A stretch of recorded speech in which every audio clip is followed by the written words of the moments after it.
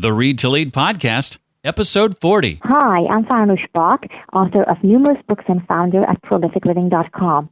If there's such a thing as prolific podcasting, then I think you've found it. It's the Read to Lead Podcast with my friend Jeff Brown.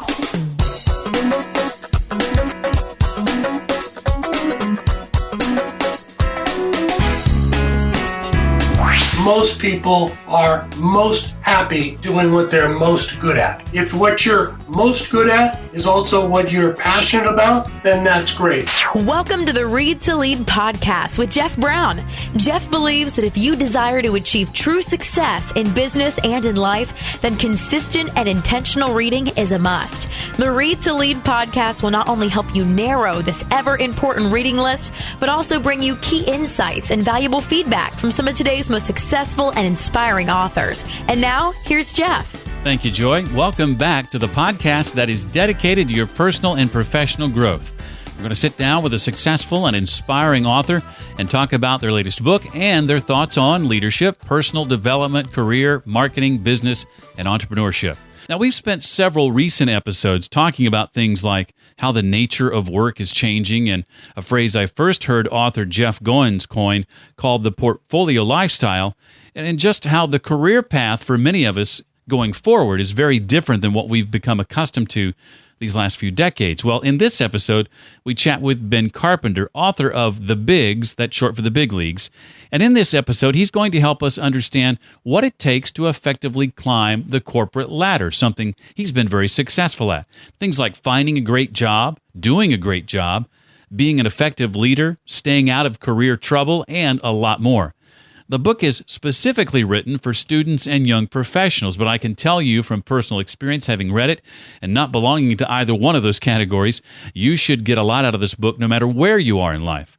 I think the stories in part one from Ben's personal life are worth the price of the book alone. And it's fascinating to see how someone can be so successful in the corporate world, as Ben was, while at the same time being successful in the margins of life with entrepreneurial ventures as well. A very fascinating read, and I highly recommend it. I want to take a moment to say thank you to everybody who in the last week has expressed interest in joining or becoming part of the Read to Lead podcast mastermind group. Now, again, that's not what we're ultimately going to call it, I don't think. We don't have a name just yet, but if you're interested in connecting with folks who are passionate like you about personal and professional growth, talking with me for an hour each week and my friend Sherry Griffin from the Biz Book Club, and meeting once a month for an hour to ask questions of one of our authors, then our mastermind group, or whatever we end up calling it, is for you.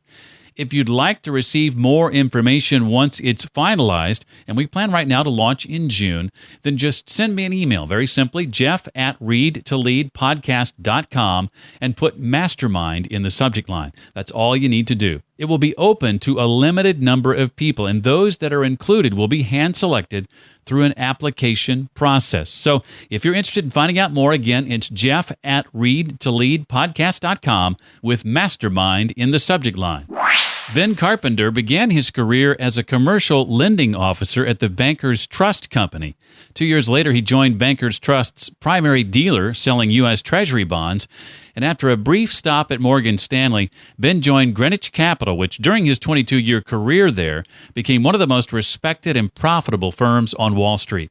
At Greenwich Capital, Ben was a salesman, trader, sales manager, co-chief operating officer, and co-CEO.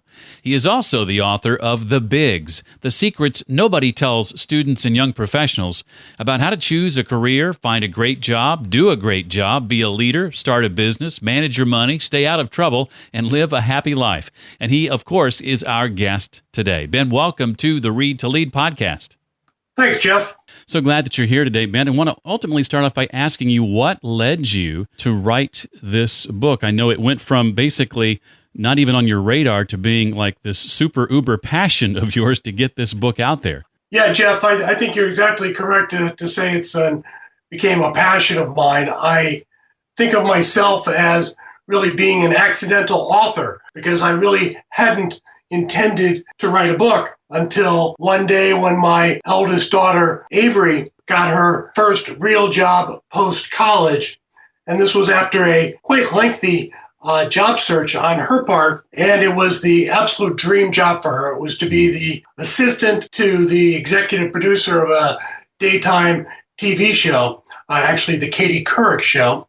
And the whole family was so excited until the next day when she sent her mother and I an email saying, titled, "Is this okay to send?" And it was to the co-executive producer asking if she could start her job a week later than she had been asked to start. And I remember like it was yesterday, as I read that short email, my shock and really panic that my daughter, who was so bright, so engaging, really just had no idea what the real world was going to demand of her. And the idea that she could start her job a week later really prodded me into action. And I sat down and over the next 3 hours wrote her a 22 bullet point email trying to explain what the real world was like, what she needed to do. And that was going to start with not sending this email to the executive producer and was going to start with her starting her job on Monday. So you see the book then, Ben, is kind of maybe a curriculum for those things that as young people and professionals starting out don't unfortunately learn a lot of times in college? Yeah, I mean, honestly, I think nobody learns it. With each generation, there's a lot of hand-wringing that the last generation or the new generation doesn't understand it, doesn't get it. But the truth of the matter is, nobody understands it as they're coming out of college. I certainly didn't understand it. And that's really actually what I think got me so excited about the book as I was writing it, because it wasn't so much telling Avery what she needed to know as much as it was confessing what I didn't know, both coming out of college as well as I went through my career. And, no different than most other professionals, we make an awful lot of mistakes, but people have a tendency, and certainly in my case, to not sit down and really analyze what those mistakes were and what they could learn from them. And it was that process over the past year and a half, almost 2 years now, that was really so interesting to me to sit down and dissect my career and think about and explain both to myself and to the reader what I did right, what I did wrong, and what we can learn from both. I really appreciated the style in which it is written. We have this series of stories, short stories from your life that serve to help illustrate the ideas and the lessons you're trying to convey. You say it's not a memoir, it's not a how-to book, it's not a self-help book, it's not a collection of stories from the front lines of commerce, but rather it's all of these things. How so exactly? Well, the book really did write itself. I don't know the way people are supposed to write books. I only know the way I wrote this book. And it wasn't with an outline. It wasn't really with a plan. I really sat down, did those 22 bullet points to Avery, then decided that maybe there was something more here. And I actually had a little encouragement from my executive secretary that I should think about writing a book. Put together some notes I had from a leadership talk that I had given to managers of Bloomberg LP going back about 10 years ago. And then I just started writing. And I just started writing the stories. One of my friends said that when he read a very, very early draft, his comment was, and it's a little raw, he said, "You just got to keep puking up your stories, and we'll pick up the big chunks and see what we got." And kind of a crazy comment, but as I was going through this process, I kept thinking about that, and I did sort of keep puking up the stories. And to go back to your question specifically, Jeff, it's not exclusively a memoir, but there is a lot of my personal stories in there. It's not exclusively a how-to book, but there is a lot of advice in there. It's not just a self-help book, but the type of advice that I talk about, or the type of experiences I had and what I learned, really does come into the sort of self-help realm, particularly I think when it comes to happiness. And the collection of stories is just what they are. They are a lot of this information gets formatted in the form of the stories that I experienced. Through much of his career, Ben had a mentor who had a major impact on him. Ben, tell us about Ted and your time at Greenwich Capital.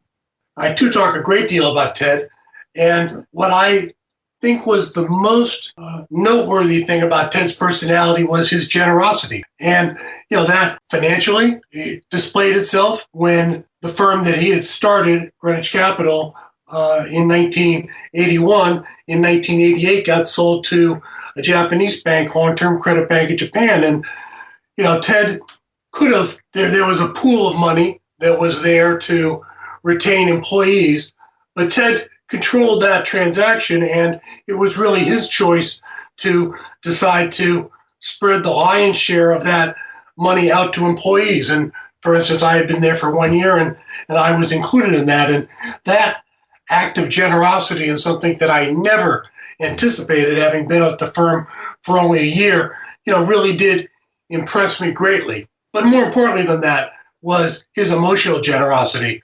And if you worked at Greenwich Capital, you were Ted's friend, and that didn't matter whether you had worked there for 5, 10, or 20 years as the firm progressed, whether you were one of the first employees or you had just joined the previous day. Ted wanted to get to know you and to be your friend, and that sort of emotional generosity, I think, was really the bedrock that bound the firm together. Well, you talked about generosity. What were some of the major takeaways from your time under Ted's leadership? What did you learn from Ted about being a great leader, Ben? Yeah, the thing that I learned most importantly from Ted is that employees come first. I had worked at 2 large organizations prior to coming to Greenwich Capital, and they were both fine firms, but I never felt that the mantra of those organizations was that employees come first. It was either management comes first or shareholders come first. Right. And that really wasn't the way Ted looked at the world. Ted really looked at it as a triangle, and his feeling was that it was management's job to take care of the employees. And if the employees were well taken care of, they were going to be able to take care of their clients. And if the employees and clients were taken care of, then management and shareholders would be able to prosper. And it's that focus on employees first and foremost that I think was the hallmark of Greenwich Capital and really was the foundation for the firm's success. In addition, another principle was personal accountability. Ted, down to his toes, believed in pay for performance in jobs that was appropriate for, particularly in the front office sales and trading jobs in a Wall Street firm. And I think that focus on personal accountability as an overlay to a firm that genuinely cared about its people was a great foundation for the firm's future success. Another principle that Ted had was to celebrate all employees' contributions. Not all employees have the ability to be a star, or more importantly, they're not necessarily in jobs that allow them to become stars. But nevertheless, the firm's success depends on what all employees contribute, and their contributions need to be celebrated. And, nobody was more grateful for people's contributions to a firm's success than Ted was. And lastly, but not least, was the importance of having fun. We all spend way too much time at work not to have fun. And Ted almost insisted that we have a good time. And anytime Ted walked into the room became a better place because of his positive outlook towards life and his emphasis on finding the fun in whatever situation we were dealing with at that time. I know, as I read the book and you talk about preparing young people for climbing the corporate ladder, one of the things you hit on is what happens to a lot of folks coming out of college, young professionals. They get into that first new job, and it's maybe 8 months into it or whatever, and they realize it's not ultimately what they want to do, and they feel stuck. What advice would you give to young professionals who are feeling like they're stuck in their current job? Well, I do think if it's your first job, staying at your job at least 6 months and probably a year is a good idea.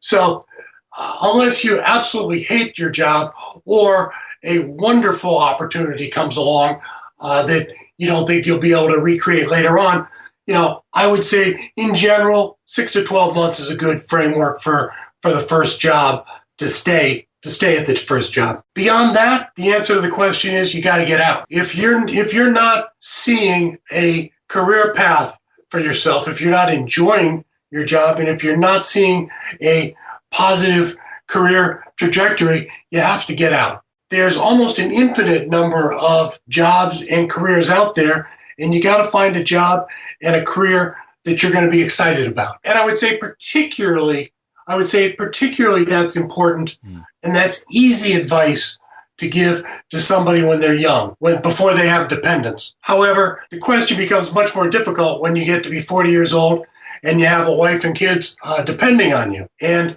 in those situations, it's really a case-by-case basis on what you should or shouldn't do, which really is why it's so important that you find the right job and the right career for yourself as soon as you can before you have all those responsibilities. I think a lot of young people entering the workforce, Ben, don't often recognize they have the opportunity to demonstrate leadership skills. What do young people new to today's workforce, in your opinion, need to understand about leadership that maybe they don't? Yeah, I think the thing that is most important for young people to understand is that leadership starts by leading by example.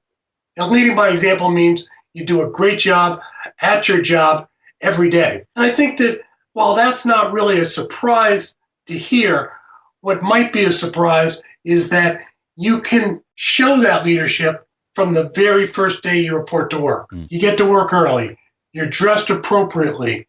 You ask questions. You look carefully at what's going on around you to find out how you can help. And you are the last one out the door at the end of the day. And if you do that on your first day and every day thereafter, I guarantee that very quickly you'll be identified as a leader and you're going to be promoted and given great career opportunities because of that. And I think that it's particularly important for people to do that from the first day they report to work, because people really do regard leadership as a character trait. And once people form an opinion about your character, it can be very hard to change that opinion. And they form that very quickly too, don't they? Exactly. They form opinions about your character really from the first moment they meet you. And you want that first impression to be a positive one and then build from there. Well, Ben calls Chapter 4 Staying Out of Trouble and shares a few things or stories about how he got into trouble over the course of his career. Ben, what do you hope we learn from your mistakes? I think it really ties back to what young professionals need to understand about leadership, which is that it all matters. Every one of your personal relationships is important or can be crucially important to your career. And for instance, I talk in the book about a relationship that I had with a peer of mine when I was a sales manager, and it wasn't a positive relationship. And that poor relationship came very close to derailing my career. And, that really brought home the lesson that every single person in a company is important to you. And that really goes from your relationship with the security guard right up to your relationship with the CEO and anyone in between. It is so easy to get in trouble, and those troubles, the serious ones for the most part, begin with poor personal relationships. And so that's what I would say that people can most importantly learn from my mistakes as they read through the book. Well, you say, too, that instead of spending time trying to decide what we want to do, we should spend more time considering what we're able to do. What do you say then to someone who says, well, what about my passion? Yeah, I think it's a very interesting topic. And where I come out on it is the observation that most people are most happy doing what they're most good at. And an example that you can see in the book is that, like a lot of people on Wall Street, I thought that I would be a pretty good trader. For most of my early career, I was in sales, but when I was given the opportunity to trade, I was unsuccessful. And that was a very painful experience for me. But even more importantly than that, not only was I a poor trader, but I didn't want to go back to sales as a failure. And so I was thinking about other jobs in the firm that I might be able to do. But long story short, I ended up going back to sales, which was something that I was good at. And I was able to take my success as a salesman and later a sales manager and build that into a career that ended up becoming the CEO of Greenwich Capital, later known as RBS Greenwich Capital. And so I really do think that if what you're most good at is also what you're passionate about, then that's great. But it's most important to focus on what you're most good at. I really loved Chapter 7, which serves as a great resource to refer back to again and again, has its own table of contents. It's so exhaustive on how to get a great job. And one thing I keyed in on was one of your what to say during an interview points. You make the point that it's not about us getting the job. It's about helping the interviewer find the right person. And I was hoping you could expound on that a bit. Yeah, I found in my career, particularly when I got in a more senior position, when I was interviewing more people, that almost all young people, when they sit down with me, thought their job was to convince me how intelligent, hardworking, and nice they were. And then they hoped I would be nice and I'd hire them. And that's really not the way it goes. That's not the way it works. In a business, my job is to find the right person for that job, not to find the person who has all sorts of talents or is very nice. And that's why it's so important to get informational interviews with people both inside a company and outside the company about the job or firm that you're going to interview for, because the knowledge that you get from those informational interviews will allow you to understand how to sell yourself as the best person to help that company succeed. That's really the crux of it. And I go back to an analogy of a baseball coach. And when you think about it, the baseball coach doesn't care at all how intelligent, hardworking, or nice you are. All he cares about is, are you going to help the team win games? And if you can, he's going to want you on his team. And if you can't, he's not going to want you on the team. And that's the approach that you need to take to get hired. Ben, what are some of the methods for taking what is initially an informational interview and turning it into a full-blown job interview? It's important to be able to and understand how to turn informational interviews into job interviews, because obviously the goal of all this is to finally get the job, and you have to get a job interview for that. And so in an informational interview, towards the end of it, it's often a good thing to say, I've loved talking to you. Do you happen to know of any jobs at this company I may be able to interview for? And if the answer is yes, great, have the interview. If the answer is no, then ask if you can talk to someone in human resources, because the person you're talking to might not know what jobs are available. Human resources will know that. Or you can ask your interviewer if he knows anyone else at the company or outside the company you might be able to talk to. And those could lead to job interviews. So those are some of the ways you can turn informational interviews into job interviews. I want to ask you, Ben, some questions not directly related to the book. But before I do that, is there anything else from the book you want to be sure we know about? There's 3 lessons from my career that I think are sort of the most important. The first one we really touched on already is to be impatient. And if you don't find yourself in a job that you see as being able to ultimately realize your hopes and dreams, you got to get out. One other thing that we didn't talk a lot about was looking before you leap. And in the book, I talk about that my greatest fault as a professional, and maybe as a person, is always being too impulsive. And that was the source of a number of my mistakes during my career, that I made a job move before I really took the time to understand what that job was. And so while it's important to be impatient, it's just as important to research the job opportunities or the company or the boss that you might have at a new firm. And I think that a lot of people are like myself and don't do enough work on that. And finally, the lesson from my career that you could take away is that it's about the process, not the outcome. It's important to have goals, but what you need to be focused on every day is to do a great job at your job, because the realization of the goals that you have has to be based on you having an outstanding career and that being recognized by your coworkers and your boss.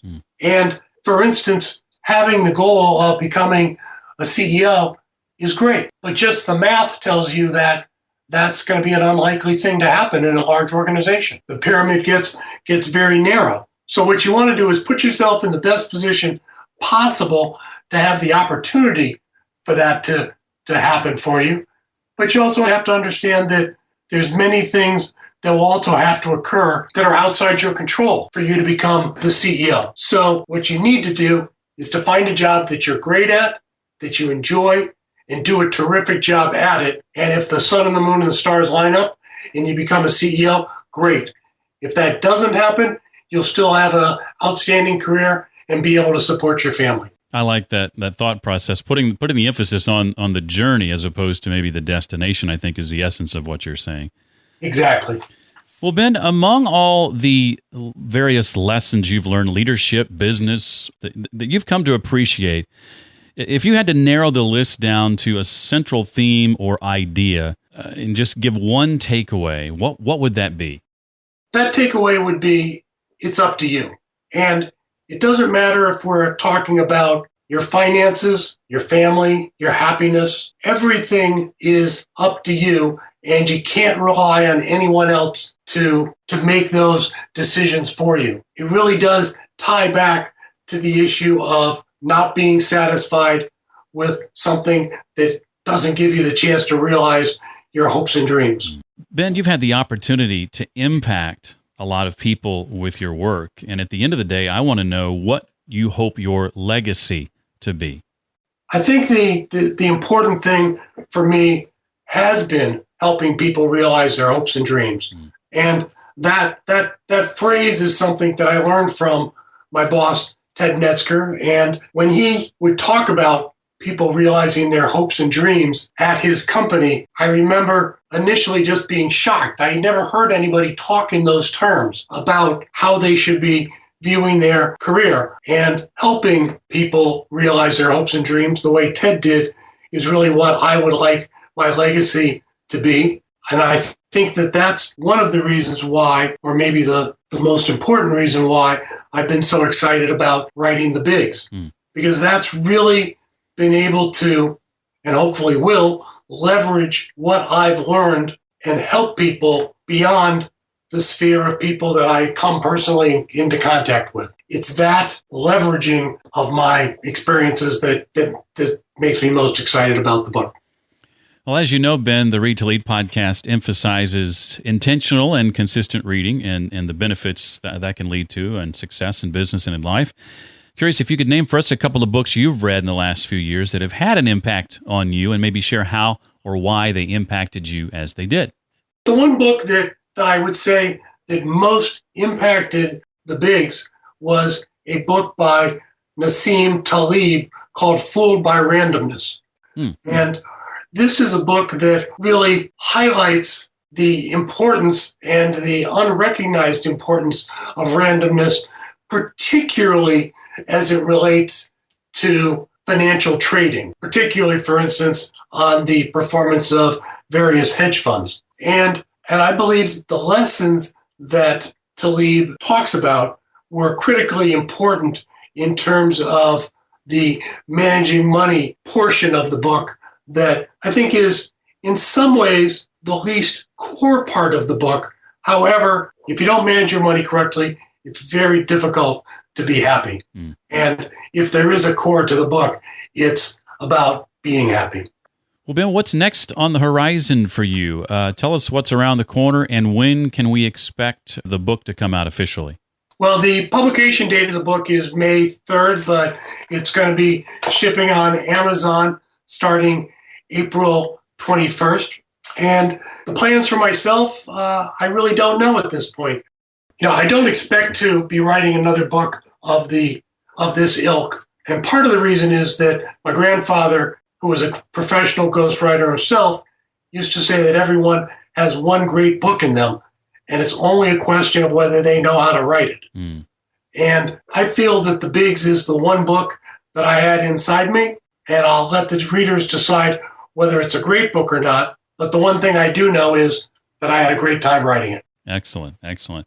Well, I know it's specifically designed for students and young professionals, but I do want to say, as someone who's not in that camp, I got a ton out of it. Great advice for choosing a career, finding a great job, doing a great job, starting a business, as you said, managing your money, living a happy life, all of those things. So I highly recommend it. And I just want to say thanks, Ben, for taking your time and being a guest today on the Read to Lead podcast. We really appreciated having you on. Jeff, I really enjoyed it. Thank you. If after hearing from Ben today, you'd like to connect or network, one of the best ways to do that is on Twitter. You can find Ben at Ben Carpenter 22 on Twitter. That's at Ben Carpenter 22. And the Read to Lead podcast makes for a great conversation starter. Everything you'd like to know about Ben, his new book, and everything we talked about today, including other resources, books, and links, can be found at a page created especially for this episode called the Show Notes page. And you'll find the Show Notes page for today's episode at readtoleadpodcast.com/040 for episode 40. And don't forget, if you're interested in challenging and encouraging others who are like you in their zeal for personal and professional growth and would like to be challenged and encouraged yourself, then the Read to Lead Podcast Mastermind Group name forthcoming is for you. Just send an email to me, Jeff at readtoleadpodcast.com, and put Mastermind in the subject line, and we'll be sure to send you more information once it's available. And finally, if you'll do one thing for me, I would greatly appreciate it if you would rate the podcast, and I hope you'll do that soon. This helps keep it in front of new people who haven't been able to find it yet. And if you give it a 5-star rating and leave a review, I'll be sure and mention you by name in an upcoming episode as a way to say thanks. To leave your rating and review, you can visit readtoleadpodcast.com/iTunes or readtoleadpodcast.com/Stitcher. One new review coming in this week from Stitcher, courtesy Joe Levitt, who says it never disappoints with his 5-star rating. Thank you, Joe. And over on iTunes, 4 brand new 5-star ratings, including Mr. Bootstrap, otherwise known as Rich Grimshaw, with his 5-star review, says, I love it. Thank you, Rich. Jody Mayberry says, one of the best out there, giving it 5 stars. Thank you, Jody. Catalyst John calls it pure awesomeness. Thank you for your 5-star review, John. And Ji-Yoon Lee says, amazing and inspiring guests and more than good host. I appreciate that, Ji-Yoon. Thank you very, very much for your 5-star rating and review. Well, that does it for this week. I hope to see you next time on the Read to Lead podcast. Thanks so much for listening to the Read to Lead podcast. As a subscriber, we challenge you to be more than just a passive listener. Become a vital member of the community. Visit us on the web at readtoleadpodcast.com and chat with other members at facebook.com/readtoleadnation. Until next time, remember, leaders read and readers lead.